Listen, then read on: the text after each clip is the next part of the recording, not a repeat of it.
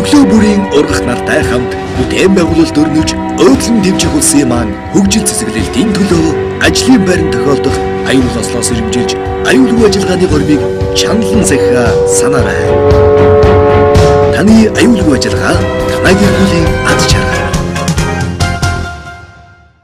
Бид их нутаг байгаль орчноо хайрлан хамгаалахын төлөө ажилладаг. Бид гэр бүлийнхээ аз жаргалын төлөө ажилладаг. Бид улс эх орныхоо хөгжлийн төлөө ажилладаг.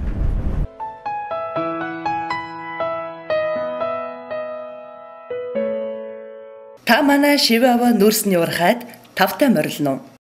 Аюулгүй байдал бол бидний энэ тэргуунд анхаардаг зүйл гэдгийг санаарай.